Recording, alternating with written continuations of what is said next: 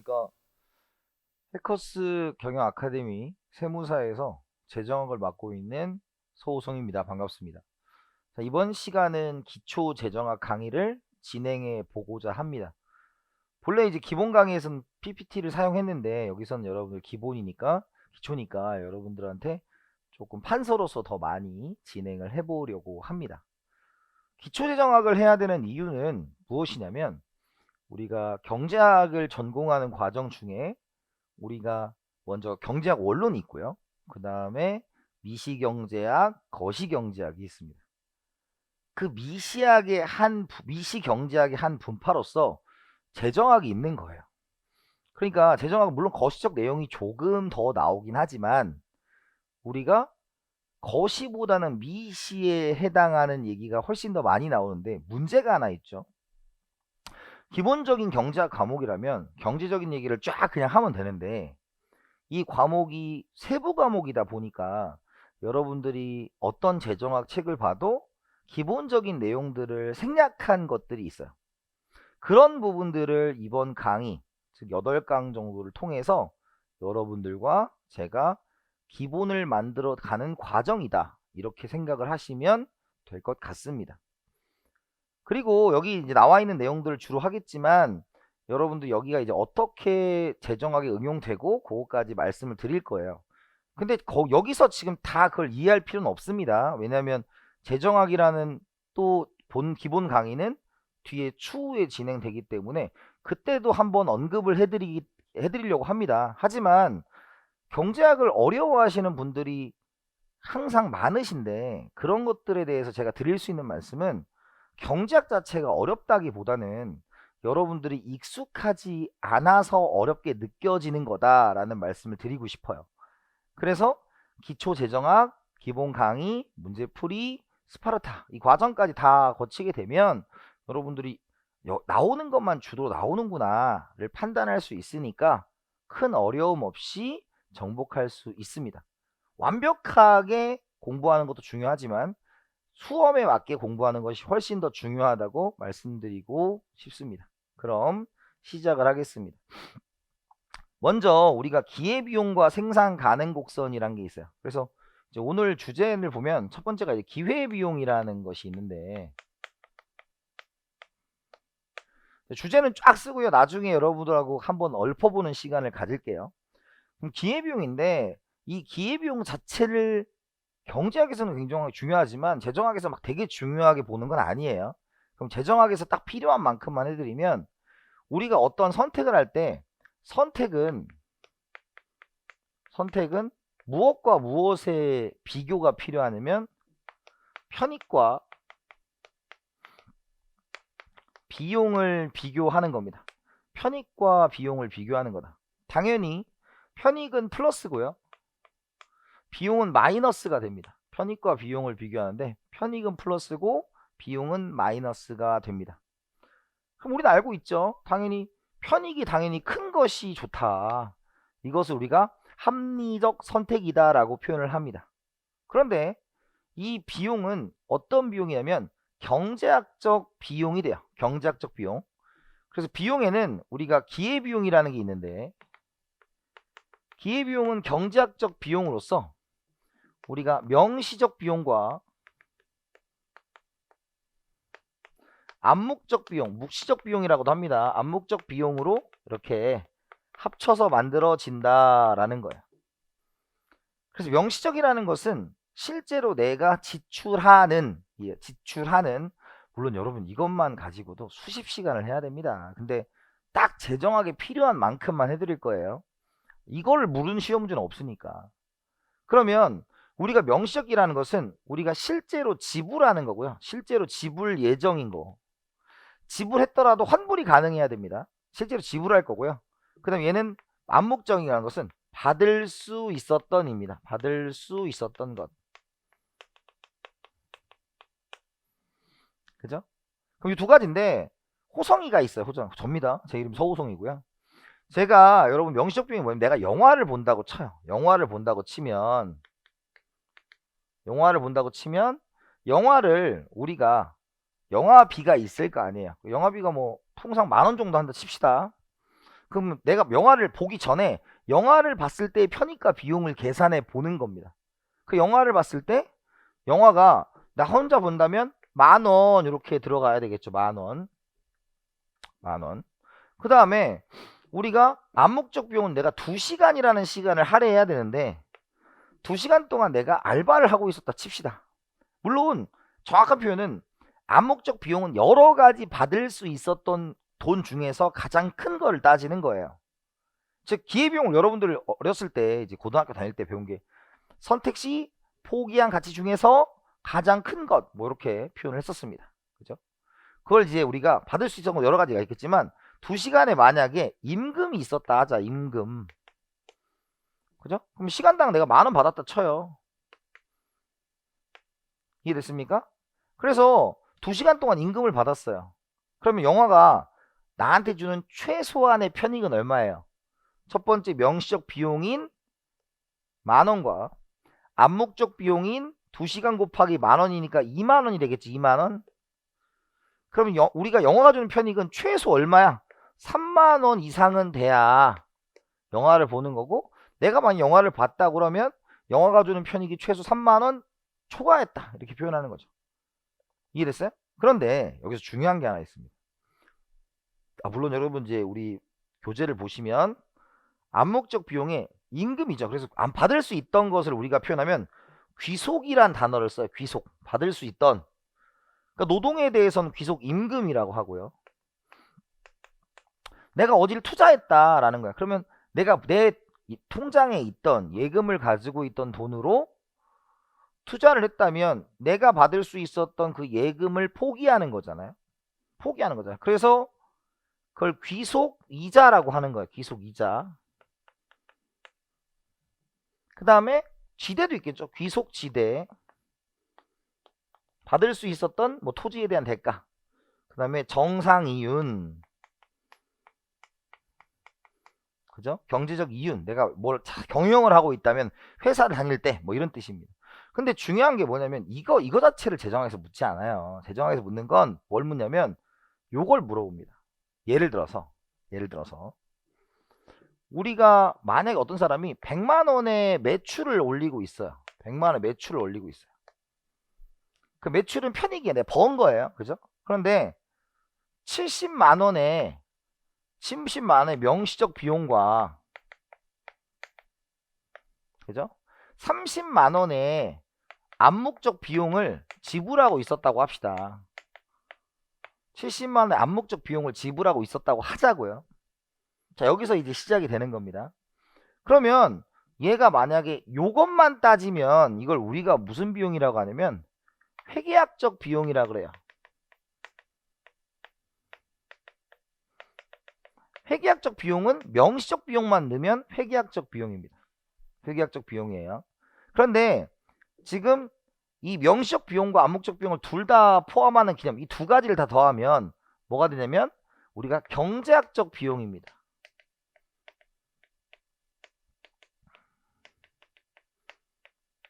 경제학적 비용이야. 그러니까 명시적 비용만 넣으면 회계학적 비용이고요. 명시와 암묵적인 다 비용을 다 넣으면 경제학적 비용이고, 경제학적 비용은 앞에서 배웠던 우리가 뭐가 됩니까? 기회비용이에요. 그러니까 우리가 기회비용 더 쉽게 얘기하면 선택시 포기한 거예요. 그러니까 포기한 게 기회비용이에요. 포기한 게. 그러면 이렇게 됐어요. 그럼 우리가 매출에서 회계학적 비용을 빼면 뭐가 되냐면 회계학적 이윤이 돼요. 그러면 회계학적 이윤은 얼마가 되겠어? 회계학적 이윤은 100만원에서 70만원을 뺀 거죠. 그럼 30만원이. 그죠? 근데 경제학적 비용은 100만원에서 2개 더해서 뺀 거죠. 그러니까 뭐야? 100 빼기 100이 되니까 빵이 돼요. 무슨 뜻인지 이해됐어요?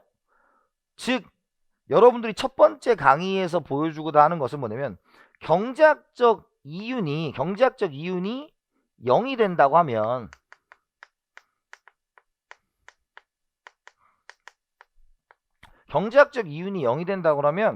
회계학적으로는 돈을 벌고 있다라는 거야.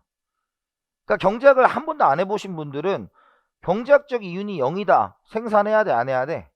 어때? 해야 된다는 얘기예요. 왜? 경제학으로는 빵이지만 회계학적으로는 돈을 벌고 있다라는 거. 요 개념이 어디서 나오냐면 완전 경쟁 시장 할 때 나와요.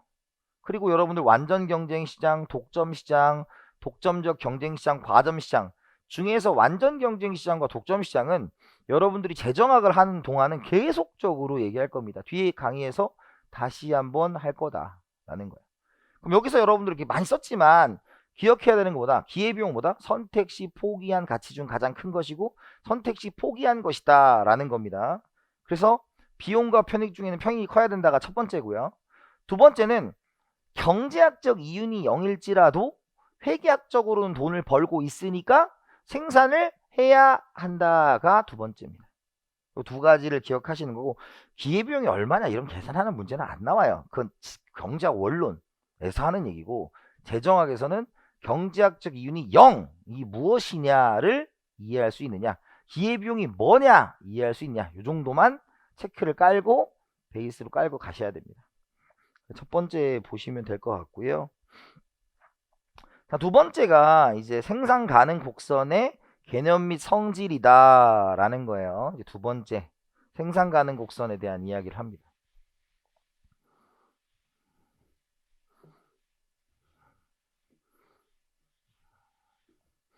두 번째 주제가 생산 가능 곡선이에요.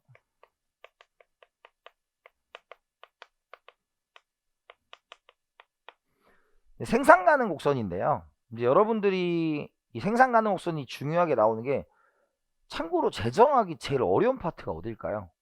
네, 맨 처음입니다. 맨 처음이에요, 진짜.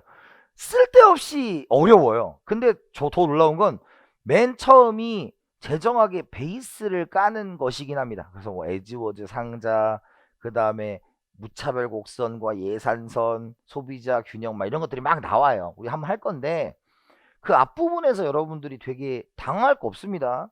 앞부분은 그냥 효율성과 공평성이라는 두 가지 주제에서 첫 번째 효율성이라는 주제를 가지고 여러 가지 얘기를 하는데 결론은 뭐냐? 효율성을 달성해야 되겠지. 재정학이 뭡니까? 재정학이 정부가 돈을 쓰는 거야. 정부가 돈을 쓰는데 효율성을 달성하는 것이 좋겠죠. 당연히 돈을 쓰는데 와 낭비다 이건 말이 안 되잖아요. 그잖아. 그러니까 효율성을 달성해야 된다. 근데 두 번째 주제가 뭐야? 그런데 효율성만 달성하다 보면 공평성이 깨져. 그럼 어떡할 거야? 그 두 가지의 논쟁이 재정학이 계속 나오는 겁니다. 나오는 거야. 그래서 앞부분은 아주 큰 대전제이기 때문에 특히 앞에서 책에서 이제 효율성 파트에서는 결론만 기억해도 돼요. 결론만. 이해됐어요? 그래서 너무 앞부분에 너무 어려워할 건 없다. 그런데 앞부분에서 나머지 이론들은 뒤에 가서 다시 한번 합니다. 근데 여기서 우리가 이제 생산 가능 곡선의 기능 및 성질에 대해서 한번 얘기를 해볼게요.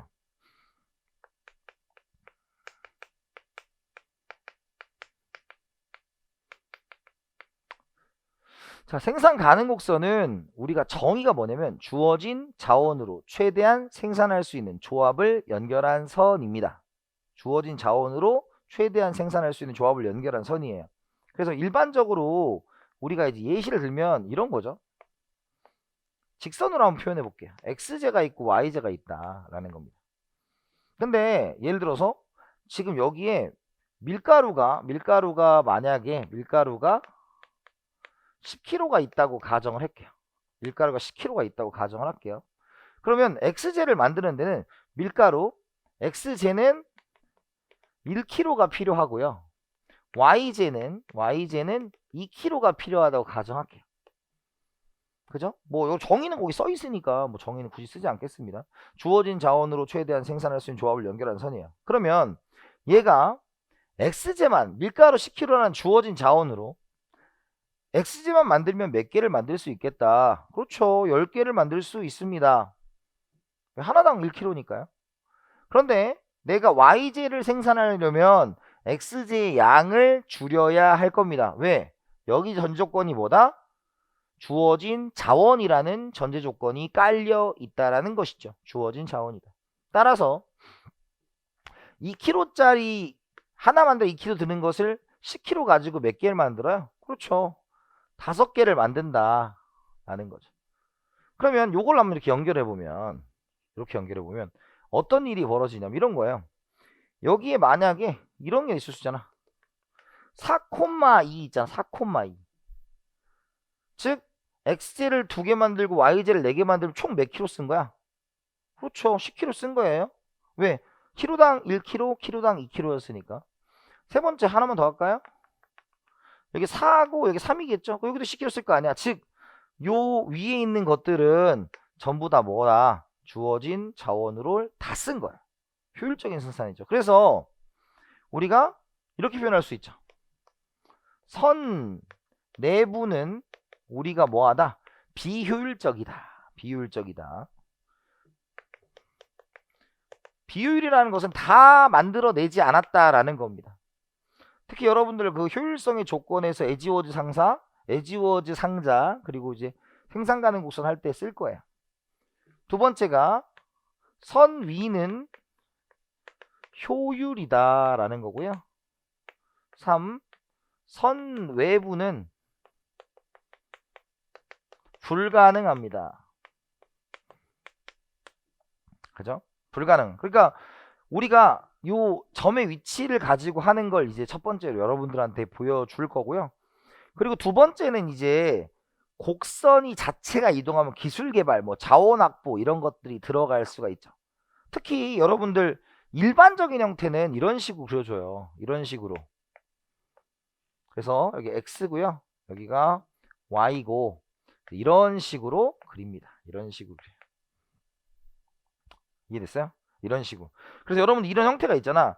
기회비용 체증이냐 똑같냐 감소하냐 이거잖아요. 근데 첫 번째 그려준 건 직선으로 그렸으니까 여러분들 15페이지는 똑같은 형태예요. 일단이랑 똑같은 거고 얘는 기회비용이 체증한다라는 건 이런 뜻이에요.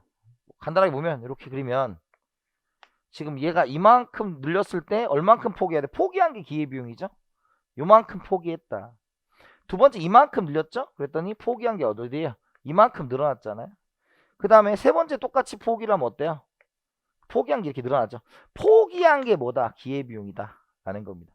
이런 걸 묻진 않아. 다만 이제 여러분들한테 물어보는 게 원점에 대해서 볼록하냐, 원점에 대해서 오목하냐, 컨벡스하냐, 컨케이브. 참고로 제 강의는 그런 단어 잘 안 써요. 왜? 여러분들 시험 문제 만약에 볼록하다, 오목하다를 줘도요. 가로 열고 컨벡스, 컨케이브 다 줘요. 그러니까 우리 한글로만 이해하면 돼. 한글로만. 그게 무슨 뜻이냐면 원점에서 보라 이거야. 원점에서 봤는데 이게 쑥 들어가 있잖아. 쑥 들어가 있잖아. 그럼 이제 원점에 대해서 오목한 거죠. 볼록한 건 이런 식으로 해줘야 볼록한 거죠. 이해갔습니까? 이런 형태. 그래서 기회비용 체증한다, 동일하다, 체감한다는 그 이상 그 이하도 없어요. 근데 이제 여러분들이 봐야 되는 건 요걸 보셔야 되는 거예요. 요거를. 딴 게 아니고 우리가 봐봐요. A점이 있고 B점이 있고 C점이 있잖아요. A점, B점, C점이 있죠. 그러면 A점, B점, C점에서 요 기울기, 구간별 기울기를 구할 수 있어야 돼요. 그게 여러분들한테 첫 번째 이 생산 가능 곡선을 하는 이유입니다. 거기에서 이제 기회비용의 논리는 당연히 포기한 거니까 됐는데 여기에서 기억할 건 이제 요런 단어 익숙해야 돼요. 여러분들 이제 이거 할 때 MR, T, XY가 있어. MRT, XY. 뭐 한계 변환율, 한계 변화율, 한계 전환율 막 이렇게 써요. 뭐 전혀 상관없고. 그래서 이 MRT는 뭐냐면 이게 무슨 뜻이냐면 내가 x제를 늘렸을 때 그죠? 아니 x제를 늘렸을 때고 y를 쓰는 건 뭐지? 그죠? 우리가 x제를 늘렸을 때 잘 보세요. 지금 여기에 정의를 한번 생각해. 요 정의가 뭐였죠? 생산 가능 곡선 정의가 주어진 자원을 최대한 활용하여 생산할 수 있는 조합이죠. 그러면 요 노란 선으로 의한 요 외곽선은 뭔 얘기하냐면 자원을 다 썼음이란 뜻이죠. 다 썼음. 썼음이 이게 맞나? 맞는 것 같은데 혹 모르니까 자원을 다 사용했다라는 거. 자원을 다 사용했다. 그죠? 그런데 봐봐요. 내가 x제를 늘리고 y제까지 늘리면 주어진 자원으로 가능해요? 불가능해요? 불가능합니다. 얘기했잖아. x, y를 다 늘리면 어떻게 주어진 자원으로 해결이 불가능하잖아요. 다 썼는데. 그러니까 내가 하나를 뭔가 늘리려면 하나를 뭔가 줄여야 된다라는 겁니다. 한가를 늘렸을 때 하나를 줄여야 된다라는 거죠. 그래서 x를 늘렸으니까 y제를 줄인 비율, 요걸 우리가 MRT, 그죠? 마지널 레이트 오브 트랜스포메이션 뭐 이렇게 표현해요. 그죠? 전혀 중요한 포인트는 아니고 우리가 요걸 가지고 이제 기울기야. 그러니까 여러분들 재정학 처음 할 때 이거에 대해서 되게 스트레스 안 받아도 돼. 이거는 그냥 생산 가능 곡선의 기울기를 뜻하는 말이에요. 그러니까 우리가 뒤에 이걸로 유사한 거에 뭐가 있냐면 MRS XY 이렇게 표현하는 거야. 요거는 뭐냐면 그 무차별 곡선의 기울기를 뜻하는 말이에요. 얘가 그냥. 그러니까 요거는 XY는 X축에 이게 있고 Y축에 이게 있다 이런 뜻입니다. 그러니까 여기에서 만약에 이게 치킨이고요. 여기가 이제 피자다 그러면 어떻게 쓰냐면 MRT X자리 뭐 있어? 치킨 있지? MRT 치킨. 그 다음에 피자 이렇게 쓰는 거야 그냥. 별거 아니에요.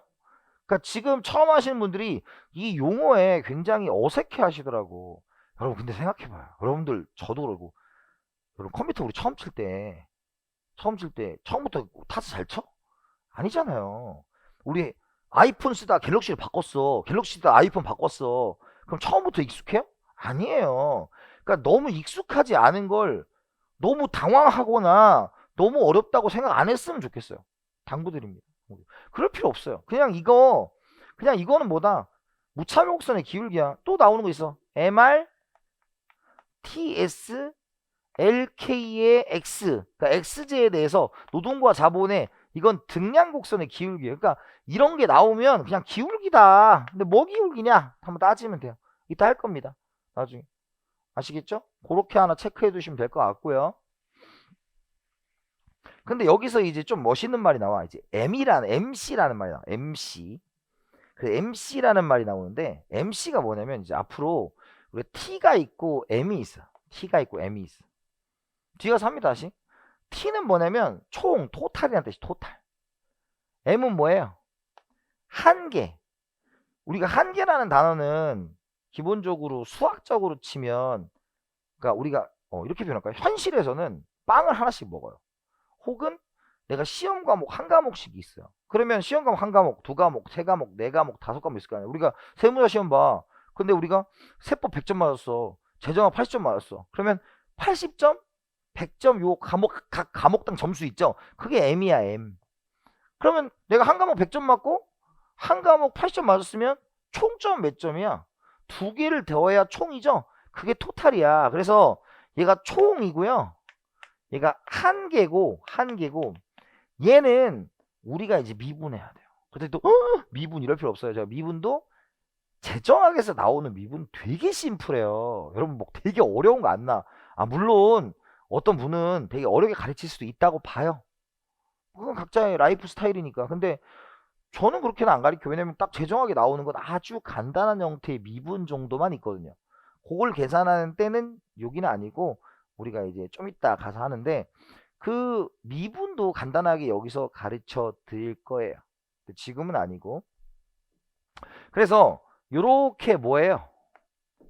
합하면 총이 돼요.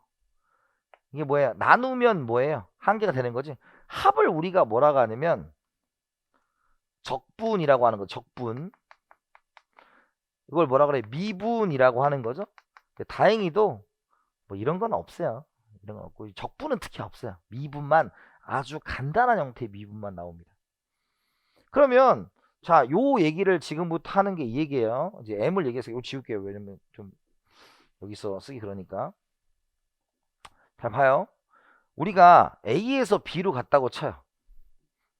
그럼 늘어난 게 뭐냐면 여기가 뭐가 된다? 이렇게 델타 X가 돼요. 그리고 A에서 B로 갔으니까 여기에서 여기로 갔으니까 여기가 뭐야? 델타 Y가 되겠죠. 즉 X분의 Y 기울기 요 기울기가 뭐예요? 요거예요. MRT. A에서 B로 갔다. 요 기울기. 이해갔습니까? 그런데 이걸 잘 생각해보면 이런 거예요. A에서 B로 갈 때 X제는 증가했죠. Y제는 감소했어요. 그런데 얘네 둘하고 X가 증가한 건 량이지, 량. 그럼 자원은 뭐야? 자원은 비용이죠, 비용. 여기는 비용이 똑같아야 될 거 아니야. 그래서 비용이 되니까 X제를 증가시킬 때 들어간 총 비용과 Y제 감소시켜서 감소한 총 비용이 뭐해야만 같아야만 생산 가능 곡선이 성립하는 거잖아. 왜? 주어진 자원으로 최대한 생산할 수 있는 조합을 연결한 선이니까. 어떤 의미인지 이해가 되세요? 즉 X제를 늘렸어. 그럼 비용이 들어갈 거 아니야. 생산했으니까. 그런데 Y제를 줄였으니까 거기서 비용이 절감됐을 거 아니야. 그게 쉽게 똔똔 좀 그렇죠. same 같아야 될 거 아니야. 같아야만 우리가 똑같은 비용이 들었다. 즉 동일한 생산 가능 곡선에서 자원을 다 쓴 효율적인 조합 아니냐라는 거죠. 이해됐어요? 여기 아까 여기 다시 좀 와봐요. 내가 여기 만약 여기 A점이잖아. A점에서 지금 밀가루를 몇 킬로 쓴 거야? 10킬로 쓴 거 아니야. 그렇죠? 그런데 B점으로 올라면 내가 X제에 들어간 게 몇 킬로야? 2킬로가 들어갔으니 여기서 2킬로가 빠졌어야 되니까 Y제가 하나 준 거죠. 그런 논리라고. 이해됐어요? 그래서 요걸 이제 다시 표현하면 X제에 들어간 총 비용이 뭐다? 델타 X에 각각 개당 비용이 들어가야 될 거 아니야? MC 한 개 비용이라고 그래요. 한 개 비용은 우리가 한 개라는 것은 1단위를 추가적으로 생산했을 때 현실에서는 그리고 수학적으로는 미분이에요. 미분. 이해됐어요? 왜냐면 미분 연속된 개념이니까 우리가 현실에서는 빵을 하나 먹고 두 개 먹고 세 개 먹고 다섯 개 먹, 네 개 먹고 다섯 개 먹지만 수학적으로는 0과 1 사이에 뭐가 있다? 2분의 1이 있다. 이 0과 2분의 1 사이에 4분의 1이 있다. 이런 식으로 들어가기 때문에 미분을 해줘야 되는 거죠. 연속적인 개념. 컨티뉴어스한 개념이니까. 그래서 결론은 얘 들어간 거랑 뭐가 해야 돼? 요렇게 MCX 감소한 거. 왜냐면 얘도 마이너스고 얘도 마이너스니까 둘 다 마이너스니까 플러스가 될 거 아니야. 그러니까 이게 같다고 보는 거죠. 같다고 보는 거죠. 그래서 결론적으로 같다고 보니까 어떻게 되겠어? 이런 거죠. 델타 X MCX는 마이너스 델타 Y MCY예요. 얘가 마이너스 값을 띄고 있으니까 똑같은 거예요. 그러니까 지금 얘 이 형태로 만들어 주면 어떻게 되겠어? 얘 1로 내리고 얘 1로 내리면 되잖아. 그럼 결론적으로 어떻게 돼요? 델타 X분의 마이너스 델타 Y는 MCY분의 MCX가 된다라는 거죠. 그죠? 그래서 요거 MCY분의 MCX 이해갔어요? 왜 우세요 이거? 왜 우세요? 처음 이해가 되시는 분은 됐어. 그리고 이게 이렇게 도출되는구나. 나중에 한 번 더 할 거야. 기본 강의 가면. 근데 지금 여기서는 두 가지에 초점 맞춰야 돼. 이 MRT라는 게 그냥 여기에 대한 이 생산 가능 곡선의 기울기구나. 요거 하나 기억하기 1번. 이해됐습니까? 두 번째는 MRTX는 이런 논리를 담고 있기 때문에 이렇게 나오는구나. 2번이에요. 이해됐어요? 그래서 선생님 MCY분의 MCX면 뭐가 되겠어요? 여기 만약 치킨 피자면 뭐라 했어? MC 피자분의 MC 치킨인 거야 그냥. XY. 그리고 여러분 제정학에서는 여기를 이제 X로 주고요. 얘를 G로 줄 수 있어요. G. 공공재. 그러면 이제 이게 뭘로 바뀌는가? MRT XG 이렇게 바뀌는 거죠. 이렇게 바뀔 수 있는 거죠. GX로 해도 상관없고. 이해됐습니까? 그러면 이제 XG면 어떻게 돼? MCG분의 MCX 이렇게 가는 거죠. Y X니까. 그래서 지금 요 형태에 대해서 한번 인지를 하시고 들어가는 게 좋아요. 아시겠죠? 또 합니다. 근데 중요한 건 MRT든 MRTS든 MRS든 그 용어에 당황할 거 없다. 그냥 기울기를 뜻하는 용어다 정도로 체크하시면 될 것 같습니다. 그죠? 그래서 요 기울기가 우리가 MRT다라는 거예요. 그래서 두 가지 정도. 그래서 첫 번째는 뭐다? 우리가 이 생산 가능 곡선의 정의를 좀 정확히 보시고요. 두 번째는 기회비용을 어떻게 보는지를 보시고요. 세 번째 MRT 의미 정도 세 가지를 보시면 우리가 처음에 재정학을 시작할 때 수월해질 거다라는 얘기를 합니다. 자, 이렇게 해서 생산 가능 곡선까지 마치고요. 그 다음에 이제 시장 가격의 결정과 변동을 하겠습니다. 그죠?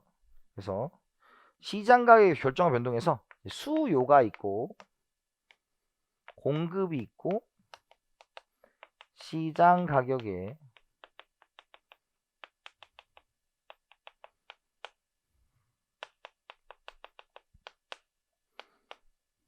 근데 재정학에서는 이 수요와 공급을 되게 많이 묻진 않아요, 여러분들. 되게 많이 묻지 않고 아니 당연히 이 정도는 알지 뭐 이런 개념으로 갑니다.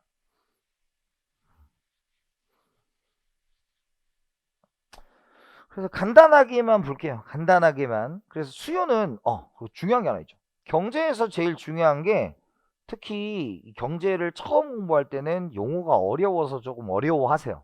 좀 어려워하시고요. 시간이 좀 지난 다음에는 이제 너무 생각이 많아져서 어려워하시는 분들이 있어요.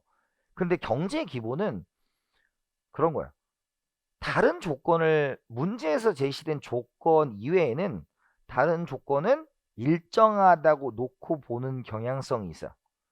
그러니까 당연히 가정이에요. 가정. 깨는 거 아니에요. 깨는 거 아니고 그냥 다 일정하다고 생각하는. 그래서 문제에서 언급한 거 외에는 변화했다라고 보면 안 됩니다. 특히 여기도 마찬가지예요. 수요와 공급이 있어요. 수요는 우리가 Q가 있고 퀀터티가 있고요. 그 다음에 P가 있어요. P. 그래서 수요는 이제 가격과 거래량을 따지는 요 좌표 평면에 수요는 수요는 뭡니까? 디맨드로서 사람들이 어떠한 상품을 살 때 가격에 어떻게 반응하느냐를 따지는 겁니다. 따라서 수요는 우하향한다 이렇게 보는 거죠. 일반적으로 우하향한다. 예요. 우하향한다. 왜? 다른 조건이 일정하다면 우리는 동일한 물건을 쌀 때 많이 산다, 비쌀 때 많이 산다. 그렇죠. 쌀 때 많이 산다라는 거죠.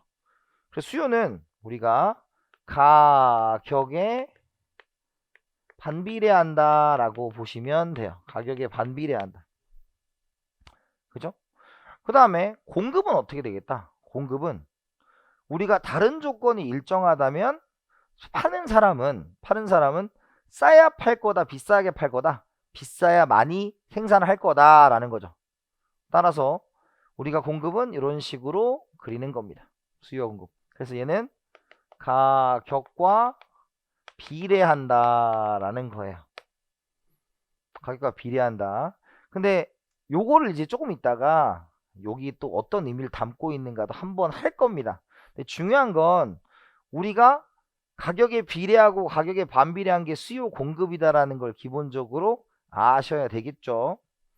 그래서 지금 균형 가격과 균형 거래량이 P0와 Q0에 존재한다입니다. 균형 가격과 균형 거래량이 P0와 Q0에 존재한다라는 거예요.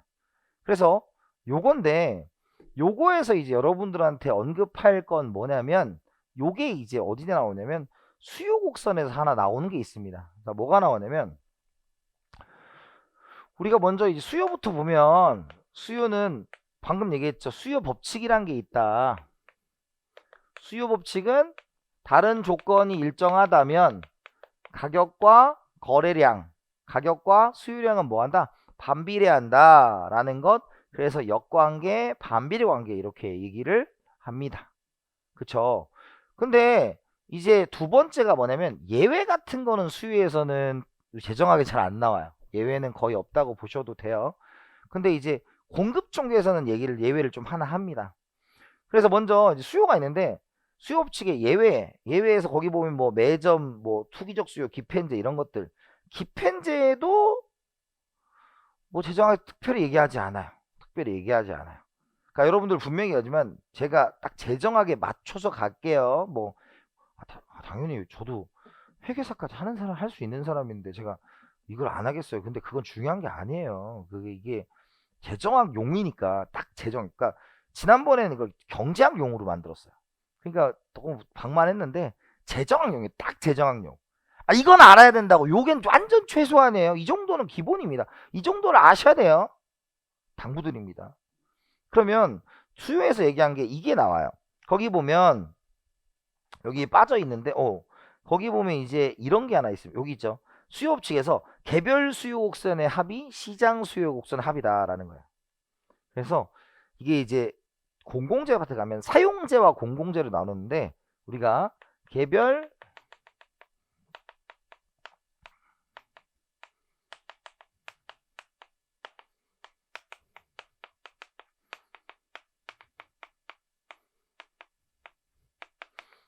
자, 요거는 참고로 재정학에서는 묻지 않아요. 재정학에서 묻지 않고 공공재 할 때 요거와 반대가 공공재가 수량의 합이 가격의 합. 그러니까 여기 보면 개별 수요곡선의 합이 뭐냐면 이게 수평합이라는 뜻이 수평합.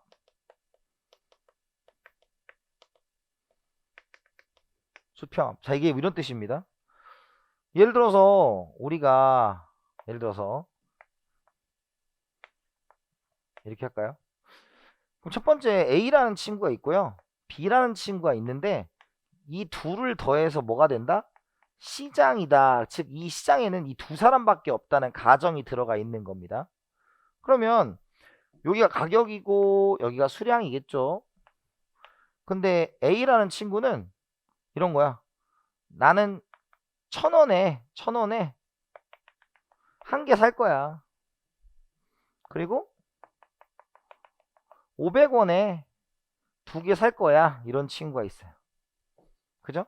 그 다음에 B라는 친구는 나는 500원에는 몇 개 살 거야? 3개 살 거고 1,000원에는 하나 살 거야. 그래서 여기가 DA고 여기가 DB고 이렇게인 거죠. 그러면 이건 지금 사용재이기 때문에 사용재는 일반적으로 우리가 뭐 핸드폰, 문필, 아이스크림 이런 겁니다. 사용재는 결국 이 돈을 주겠다는 생각은 변함이 없으니까 지금 1,000원일 때는 몇 개, 하나 해서 몇 개, 두 개, 그 다음에 500원일 때는 몇 개, 5개, 요런 게 나온다는 거죠. 그래서 여러분 여기서 중요한 게 수평합이니까 얘는 Q를 더해야 돼요. Q. 자, 이걸 넣어드리는 것은 여러분들한테 Q를 더해서 개별 수요 곡선의 합으로 시장 수요 곡선을 구하라는 문제는 없는데 공공재는 비용을 만들어야 되기 때문에 P로 더한다. P로 만들어서 하는 거예요. 그래서 여러분 여기서 중요한 게 Q로 만들어서 더할 거냐 P로 만들어서 더할 거냐에 대한 생각을 하셔야 된다고. 근데 Q로 만드는 건 이런 거죠. 예를 들어서 여기가 뭐 얘가 A가 뭐 P는 마이너스 Q 플러스 10이고 얘가 B가 P는 마이너스 Q 플러스 20이다 이렇게 있잖아. 그러면 이렇게 그냥 더하면 안 돼요. 더하면 안 되고 얘를 뭘로 만들어 줘야 돼? Q로 바꾼 다음에 더해야 된다고. 이렇게 하려면 Q로 바꾼 다음. 그래서 이제 재정학할 때 P로 바꿔야 돼요, Q로 바꿔야 돼요, 이 얘기가 그 얘기야. 수평합이니까 Q를 더해야 되니까 Q니까 이 Q 바꾸면 어떻게 돼요? Q는 마이너스 P 플러스 10이고 Q는 마이너스 P 플러스 20이니까 더하면 어떻게 돼? 마이너스 2P 플러스 30 이렇게 바뀐다고. 요 얘기를 이해할 수 있어야 돼요. 아, 지금 당장 할 필요가 없어요. 기초지정학이니까 나중에 얘를 수평으로 더하는지 수직으로 더하는지에 대해서 한번 그 얘기가 나올 거니까 여러분들 인지만 좀 해두자. 뭐 이런 겁니다. 아시겠죠? 그게 이제 개별 수요 곡선의 합이 되겠고요.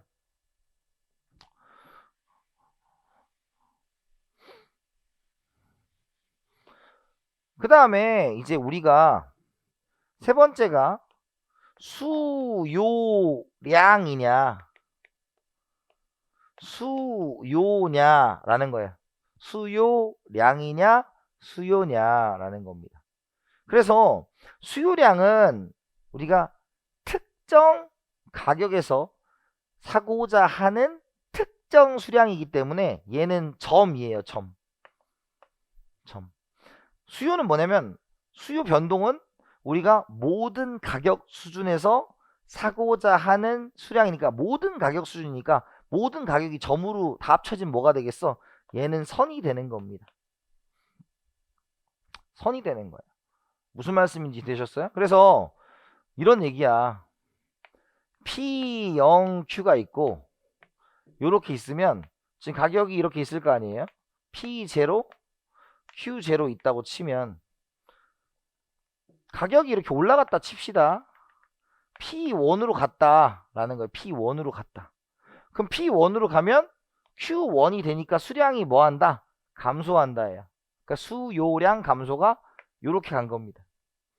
그 다음에 가격이 뭐 하게 되면 떨어지게 되면 P2로 가게 되고 Q2가 되는 거죠. 그러면 요렇게 가면 뭐예요? 수요량이 증가하게 되는 거죠.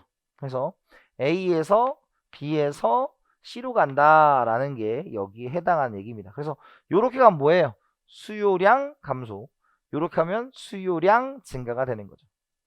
그 다음에 동일 가격 수준에서 얘가 오른쪽으로 갔다. 그럼 이거 뭐야? Q4죠. 그러면 이렇게 하면 뭐예요? 수요 증가가 되는 거죠. 그러니까 곡선 자체가 움직이고 수요 증가야. 참고로 여러분들 기본 강의할 때 이거 되게 자세하게 해요. 근데 경제학 강의면 되게 자세하게 하는데 여기서 그런 얘기를 안 하는 게 이걸 굳이 막 되게 재정해서 많이 하진 않아요. 근데 여러분들이 수요와 공급쯤은 알고 있으셔야 되겠기에 말씀을 드리는 겁니다. 그리고 이거는 이제 어떻게 하냐면 완전 경쟁 시장에서 뭐 수요가 증가해요, 공급이 증가해요. 그러면 우리가 우측으로 가면 뭐예요? 증가고 좌측으로 가면 감소다라는 얘기를 하고 싶어서 한 거예요. 당연히 이쪽으로 가면 뭐예요? 수요가 증가한 거고 이쪽으로 가면 수요가 감소한 겁니다. 그래서 이건 수요와 공급을 한꺼번에 해드릴 거예요. 이건 그러니까 지금 먼저 그림부터 보시고 수요랑 공급량을 같이 할 수 있다. 그래서 수요량이나 수요가 변동을 하면 수요량은 곡선 내에 점 이동이 되겠고 얘는 곡선 자체에 이동이 되겠다라는 겁니다. 곡선 자체에 이동이 되겠다. 이해됐어요? 그게 뭐예요? 수요예요, 수요. 그러면 똑같아요. 공급도 똑같아요. 공급도 지금 우리가 했으니까 두 번째 공급이 되겠죠? 공급 법칙은 뭐였다?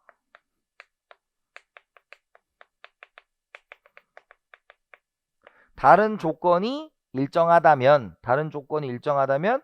공급량은 가격에 비례한다. 비례관계죠. 마찬가지로 얘도 뭐예요? 개별 공급곡선의 합이 시장 공급곡선이 돼요. 똑같아요. 다만 이제 공급으로만 바꾸시면 되겠죠. 근데 이건 따로 하지 않겠습니다. 방금 했으니까요. 그 다음에 세 번째 여기 뭐가 되겠어? 공급량 공급이 되겠죠? 이것도 마찬가지야. 공급량은 점이동이고요. 곡선 내 점이동이고 변동은 얘는 선이동이고 곡선 자체 이동이 되는 거죠. 그죠? 그래서 우리가 이제 그것만 마지막으로 체크하면 될 것 같아요. 자, 뭐냐면 자, 요 얘기를 좀 해볼게요.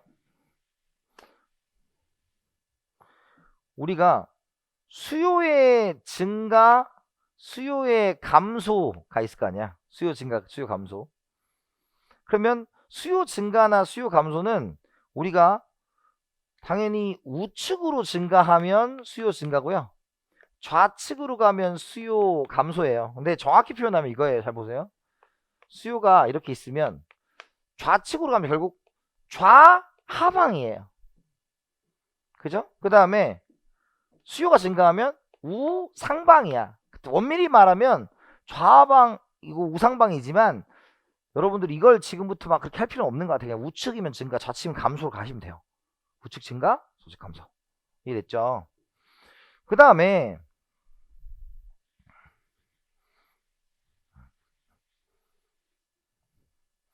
공급이 증가하고 공급이 감소할 거잖아. 공급이 증가하고 공급이 감소하는 거잖아요. 그러면 우리가 공급 증가, 공급 감소는 또 어떻게 가시면 되냐면 이렇게 가시면 되죠. 얘도 우측이고요. 얘도 좌측이에요. 우측, 좌측. 근데 공급이니까 이렇게잖아. 그럼 공급이 우측으로 한다는 건 이렇게 된 거잖아. 그럼 정확히 말하면 우하방이에요.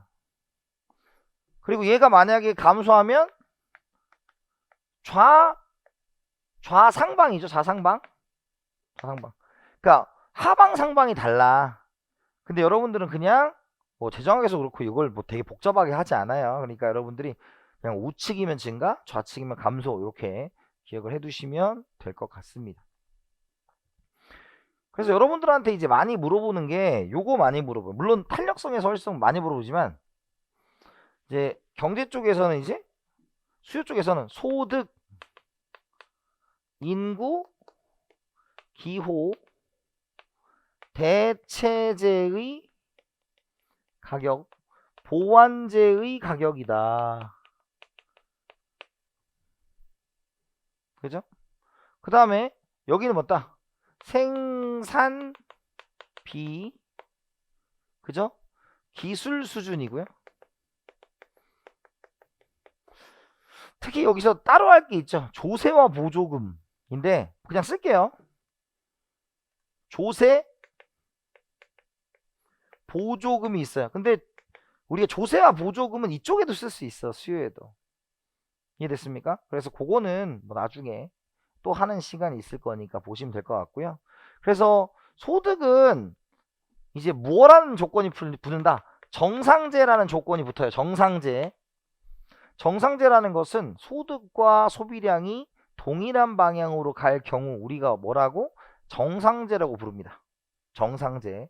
그러니까 소득이 증가하면 증가, 감소하면 감소해요. 인구가 당연히 증가하면 가격이 똑같아도 더 많이 팔리겠죠. 가격과 관계없는 거니까 곡선 자체는. 그 다음에 이렇게 돼 있고요. 그 다음 기호가 증가해야 되고 감소해야 되고. 이제 대체제는 뭐다? 대신할 수 있느냐? 함께 써야 되냐? 라는 거죠. 대신할 수 있는 건 뭐가 되겠다? 스타벅스 커피와 커피빈 커피 이런 것들이 되겠죠. 그래서 대체제 가격이 올라가면 뭐 할 거다? 더 먹을 거다. 왜? 치킨 시장에서 치킨 가격이 변하면 수요량 공급량이에요. 그 시장 그 가격이니까. 근데 치킨 시장인데 피자 시장이다. 피자 가격이다. 피자 가격이 변하면 피자 가격이 올라가면 대체되니까 치킨을 먹겠죠. 그래서 올라간다, 떨어진다. 보완제는 어때? 함께 있어야 되니까 내가 만약에 치맥을 좋아하는데 맥주 가격이 올라가면 치킨을 덜 먹을 수 있다라는 거겠죠. 그죠? 그래서 떨어져야 더 먹는다 이런 거죠. 이 정도. 그 다음에 당연히 생산비가 줄어들어야 기술 수준이 올라가는 게 생산비가 줄어드는 거죠. 생산비에서 많이 나오는 게 뭐야? 석유 가격이나 그다음에 임금 있죠, 임금. 그래서 임금은 좀 중요하게 보셔야 돼요. 임금은 중요하게 보셔야 되고. 여기서 이게 왜 중요하냐면 요 얘기를 해볼까요? 우리가 기본적으로 경제를 처음 하신다는 가정하에서 보면 P0Q가 이렇게 있잖아요. P0Q가 이렇게 있죠. 그죠? 그런데 우리가 공국선 이렇게 있다 이거야. S. 그런데 일반적인 생산물 시장이라는 게 재화 서비스를 거래할 때는 P0Q가 되겠지만 생산 요소 시장에서는 노동, 자본, 토지의 가격이 있겠죠. 노동의 가격은 임금이고 자본의 가격은 이자예요. 그러니까 자본, 노동의 임금과 자본의 이자, 임금과 이자는 잘 보시면 되는데 이제 여러분 재정학에서 많이 나오는 게 얘 대신 W 쓰는 거야. W 쓰면 얘가 무슨 시장으로 바뀌는 거야? 노동시장으로 바로 바뀌어버리는 겁니다. 노동시장으로 바뀌어버리는 거예요. 그럼 노동시장으로 바뀌었다라고 하면 여기가 뭐가 되겠어? Q 대신에 이제 L로 바꾸는 거죠. 노동량. 이게 바뀌었다고 해서 당할 거 없어요. 어차피 P0Q를 기반으로 그 위에 있는 가격의 역할을 하는 거 좌표 정도를 바꾸는 거기 때문에 뭐 특별한 건 없습니다. 그래서 지금 임금을 이렇게 노동공, 그러니까 얘는 이제 뭐가 돼? 가계가 될 거예요, 가계. 그래서 이런 식으로 얘기를 합니다. 당연히 조세가 떨어져야 공급이 늘어날 거고 보조금이 증가해야 되겠죠. 그래서 생산비가 오르거나 기술순위 떨어지거나 조세가 증가하거나 보조금이 떨어지면 공급이 감소하게 된다라는 거 보시면 됩니다. 그 얘기가 나와 있는 것이 지금 거기 보면 17페이지에 수요 변동 요인 했고요. 그 다음에 공급과 공급량까지 하고 시장 가격에 대해서는 수요와 공급이 만나서 우리가 해결을 한다. 그래서 여러분들 이런 겁니다. 뭐 쉽게 말하면 지금 이 상태에서 이런 거겠죠. P0Q SD 이렇게 있으면 얘가 만약에 1,000원이야 1,000원. 그리고 10개가 거래되는 시장이 있었다. 근데 가격이 올라가면 공급이 여기고 수요가 여기니까 이만큼이 초과 공급이겠죠. 그러니까 가격이 떨어질 거다라는 거고요. 반대로 가격이 어떻게 이렇게 되니까 지금 가격보다 낮으니까 얘가 공급이고 얘가 수요죠. 공급곡선이 여기고 수요가 여기니까 이만큼 초과 수요니까 가격이 올라갈 거다. 즉 가격이 변하면 초과 수요나 초과 공급이라는 얘기가 나타납니다. 그죠? 그런데 이런 경우죠. P0Q가 있으면 공급이 증가하면 어떻게 돼요? 이렇게 우측으로 가겠지. 그죠? 그럼 어떻게 된다? 가격은 떨어지고 거래량은 증가한다 이 얘기야. 그래서 여러분들이 거기에 나와 있는 얘기들이 이것들인데 이걸 되게 자세하게 재정학에서 하진 않아요 여러분들. 그러니까 여러분들이 기본적으로 제가 지금 거기 보면 시장 균형을 통해서 이동했다 그래프를 이해하는 것은 수요 증가 수요 감소 공급 증가 공급 감소 그 다음에 다 그려드린 거예요. 그러니까 여러분들이 그 책을 그냥 참조하시면 됩니다. 재정학에서는 수요와 공급을 얘기하겠지만 굉장히 계속적으로 얘기하진 않아요. 여러분들 이 기본적인 고등학교 과목도 아니고 경제학 원론도 아니기 때문에 그런 걸 많이 얘기하진 않습니다만 수요와 공급이라는 단어가 나왔을 때 당황할 건 없어야 되고 요 얘기는 완전 경쟁 시장에서 다시 해야 되고 여기는 여러분들이 기본적인 요 정도만 체크를 하시면 될 것 같아요. 그래서 첫 번째 강의를 하면서 얘기한 게 아주 기본적인 얘기를 한 거죠. 첫 번째가 기회비용이라는 개념을 알았는데 기회비용의 개념에서 경제학적 비용이 0이라는 것이 과연 생산할 만한가? 생산할 수 있다. 왜 회계학적으로 돈을 벌 수 있다. 라는 거고 생산 가능 곡선에서 이제 여러분들이 MRT XY가 델타 X 마이너스 델타 Y MCY분의 MCX다 라는 걸 머릿속에 인지를 해두시면 좋다. 기본적인 얘기를 해드렸고 그 다음에 수요와 공급에서 수요 공급이 이런 형태로 그려진다. 와 그것이 만났을 때 균형 가격과 균형 거래량이 만들어진다인데 여기는 여러분들이 뭐 되게 집중할 포인트는 아니고요. 이런 게 있다. 여러분들이 내가 이 정도는 알고 있어. 이 정도 확인을 하시면 될 것 같습니다. 설명은 다 해드렸고 한번 보시면 될 것 같아요.